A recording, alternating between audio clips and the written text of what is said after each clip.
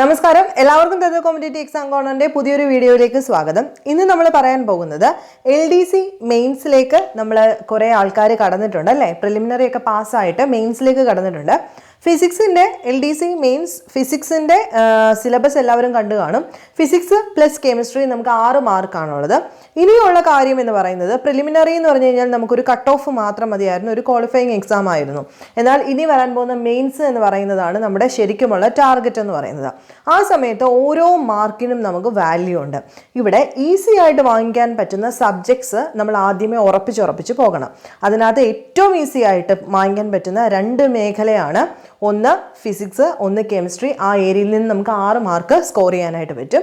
അപ്പോൾ ഇന്നത്തെ വീഡിയോയിൽ ഞാൻ പറയാൻ പോകുന്നത് ഫിസിക്സിനകത്തെ സിലബസ് ഓറിയൻറ്റഡ് ആയിട്ട് നമ്മളൊരു 6-7 ടോപ്പിക്ക് അവർ കൊടുത്തിട്ടുണ്ട്. ആ 6-7 ടോപ്പിക്കിനകത്തുനിന്ന് നമ്മൾ SCERT വൈസ് ഏതൊക്കെ ചാപ്റ്റേഴ്സാണ് പഠിക്കേണ്ടത്, അല്ലെങ്കിൽ NCERT നിന്ന് ഏതൊക്കെ ചാപ്റ്റേഴ്സാണ് പഠിക്കുന്നത്, അല്ലെങ്കിൽ +1 +2 റിലേറ്റ് ചെയ്ത് പഠിക്കേണ്ട കാര്യമുണ്ടോ എന്ന് ചോദിച്ചു കഴിഞ്ഞാൽ ഉണ്ട്. മെയിൻസ് ആണ് വരാൻ പോകുന്നത്.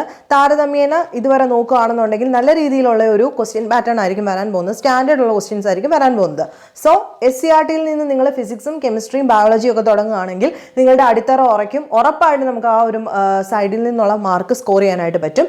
ഞാൻ പറയാൻ പോകുന്നത് ഫിസിക്സിനകത്തെ കംപ്ലീറ്റ് ആയിട്ട് തന്നിട്ടുള്ള സിലബസിനകത്തുനിന്ന് നമ്മൾ പഠിക്കേണ്ട SCERT ചാപ്റ്റേഴ്സിൻ്റെ ലിസ്റ്റാണ്. ഒരുപാട് പേര് ചോദിച്ചിട്ടുണ്ടായിരുന്നു. പ്രിലിമിനറി റിസൾട്ട് വന്നുകൊണ്ട് ഇന്ന് തന്നെ തന്നേക്കാമെന്ന് വിചാരിച്ചു. നോക്കിക്കോളൂ. ഒന്നാമത് മെഷർമെൻറ്റ് ആൻഡ് യൂണിറ്റ്സ് എന്ന് പറയുന്ന ഒരു സെക്ഷൻ തന്നിട്ടുണ്ട്.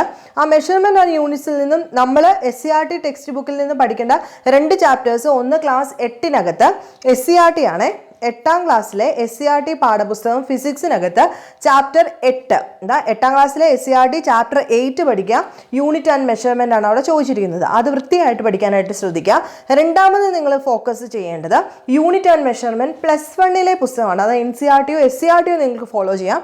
ഏകദേശം രണ്ടും ഒന്നായതുകൊണ്ട് +1 ചാപ്റ്റർ 2 യൂണിറ്റ് ആൻഡ് മെഷർമെൻ്റ് ആണ് SCERT അല്ലെങ്കിൽ NCERTയോ ഫോളോ ചെയ്യാം. ഈ 2 പാഠങ്ങൾ നിങ്ങൾ യൂണിറ്റ് ആൻഡ് മെഷർമെൻറ്റിന് അത് ഉറപ്പായിട്ടും നോക്കുക. ഞാൻ ഇതിൻ്റെ ക്ലാസ് തരാം കേട്ടോ, തരില്ല എന്നല്ല പറയുന്നത്. അതല്ല, ഒറ്റയ്ക്ക് പഠിക്കാൻ താല്പര്യമുള്ളവരാണെങ്കിൽ ഈ ചാപ്റ്റേഴ്സ് നിങ്ങൾ പഠിക്കണമെന്നാണ് പറയുന്നത്.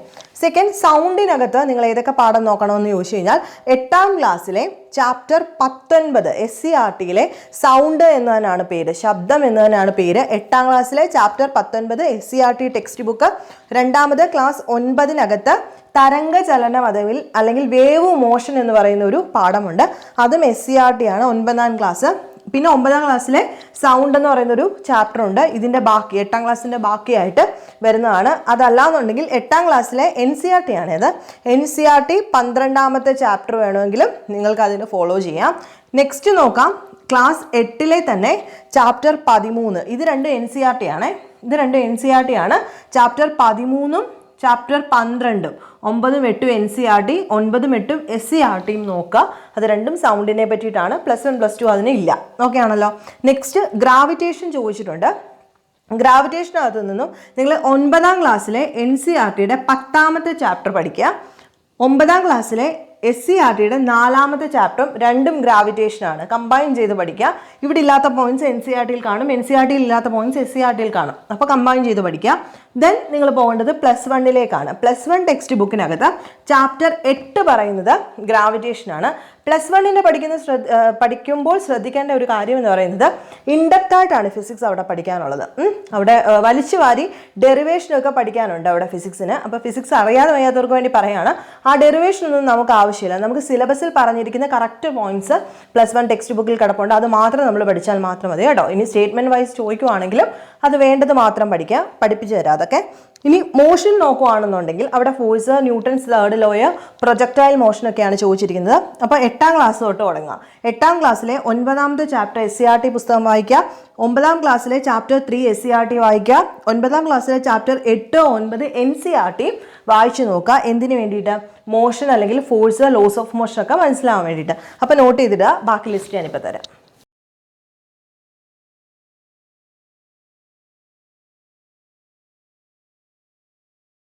നെക്സ്റ്റ് നമ്മൾ പറയാൻ പോകുന്നത് വർക്ക്, എനർജി, പവർ. ആ ഒരു സെക്ഷനിൽ നിന്നും നിങ്ങൾ പഠിക്കേണ്ട പാഠങ്ങൾ ഒരു 4 പാഠങ്ങളാണ്. 8ാം ക്ലാസ്സിലെ 5ാമത്തെ പാഠം അത് NCERT ആണ് പഠിക്കേണ്ടത്.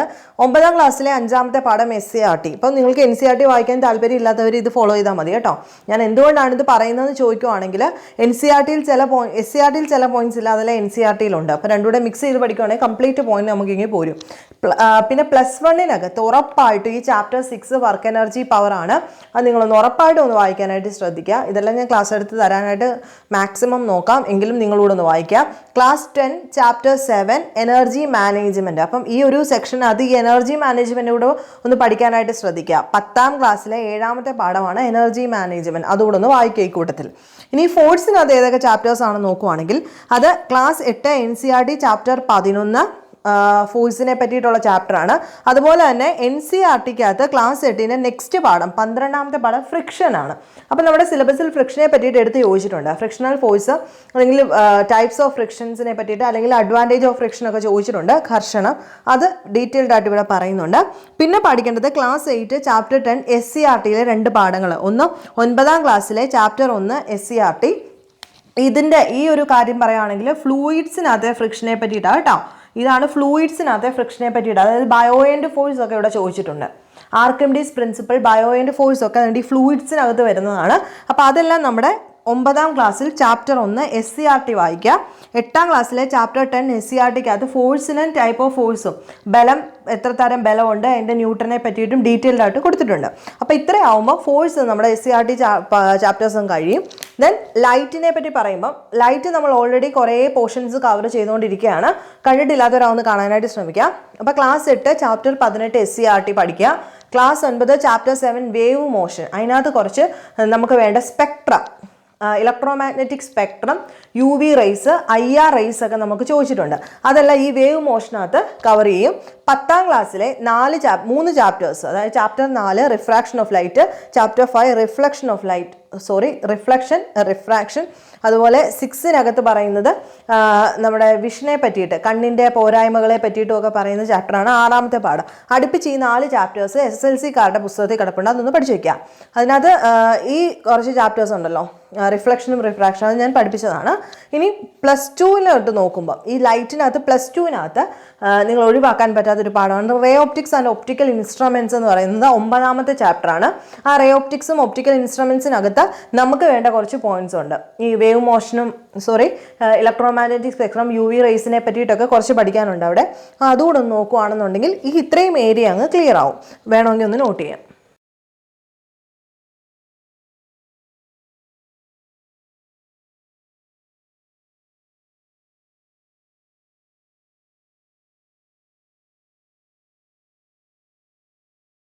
അപ്പോൾ ഇന്നത്തെ വീഡിയോ ഇവിടെ നിർത്തുകയാണ്. നിങ്ങൾക്ക് ഈ വീഡിയോ ഉപകാരപ്പെടുന്നുണ്ടെങ്കിൽ നിങ്ങൾ ഉറപ്പായിട്ടും ഷെയർ ചെയ്യുക, സബ്സ്ക്രൈബ് ചെയ്യുക, ലൈക്ക് ചെയ്യാനായിട്ട് ഇവിടെ ശ്രദ്ധിക്കുക. നെക്സ്റ്റ് വീഡിയോയിൽ കാണുന്നിടം വരെ ബൈ.